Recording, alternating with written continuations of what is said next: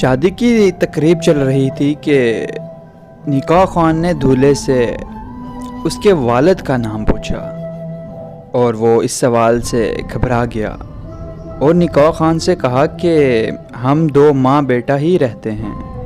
میں نے کبھی اپنی والدہ سے اپنے والد کا نام نہیں پوچھا، میں ابھی پوچھ کر بتاتا ہوں۔ شادی میں موجود کسی بھی شخص کو اس کے والد کا نام نہیں پتہ تھا، کیونکہ انہوں نے گزشتہ 30 سالوں سے ماں اور بیٹے کو ہی اس گھر میں دیکھا تھا۔ بیٹا کمرے میں داخل ہوا اور والد کا نام پوچھا۔ والدہ گھبرا گئی اور کوئی جواب نہ دیا۔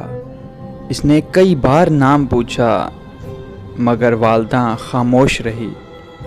بیٹا طیش میں آ گیا اور ماں کو برا بھلا کہنے لگا۔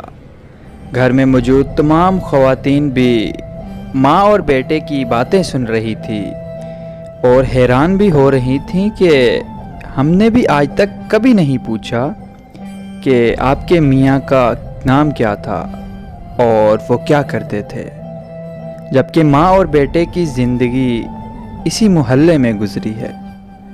اس کی ماں نے شاید اسی وجہ سے اپنے بیٹے کو اسکول میں بھی داخل نہیں کروایا تھا، کیونکہ وہ بیٹے کے والد کا نام نہیں جانتی تھی۔ بیٹا اچانک بولا کہ اگر میرے باپ کا نام نہیں بتا سکتی تو اس شرمندگی سے بہتر ہے کہ میں خودکشی کر لوں۔ ماں یہ سن کر تڑپ کر بولی کہ میری بات سن لو، پھر جو دل میں آئے کر لینا۔ سنو، پاکستان بننے کے بعد میرے والد اور خاندان کے کچھ لوگ ہجرت کر کے پاکستان کی جانب روانہ ہوئے۔ راستے میں ہر قافلے پر حملے ہو رہے تھے۔ ہمارے قافلے پر بھی حملہ ہوا اور سب کے سب مارے گئے، بس میں اور میرے والد بچے تھے۔ میں اور میرے والد رات کو سفر کرتے اور دن کو چھپ جاتے۔ میرے والد بھی ایک رات فوت ہو گئے۔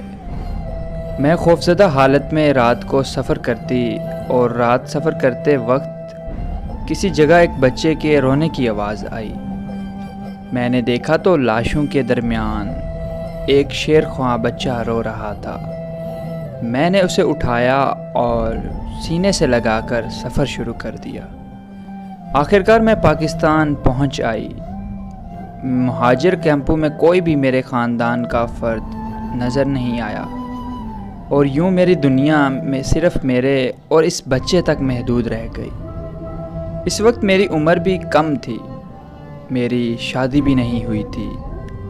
میں نے اپنی باقی کی زندگی اس بچے کی خاطر تنہا گزار دی اور آج وہ بچہ میرے سامنے کھڑا ہے۔ اب بتاؤ، رات کے اندھیرے میں لاشوں کے درمیان سے اٹھائے بچے کے والد کا نام مجھے کون بتاتا؟ یہ باتیں سن کر وہاں موجود ہر آنکھ اشک بار تھی۔ جو بیٹا ماں کو برا بھلا کہہ رہا تھا وہ جذباتی ہو کر ماں کے گلے لگ کر پھوٹ پھوٹ کر رونے لگا۔ اسی لیے تو کہتے ہیں ماں تو ماں ہوتی ہے۔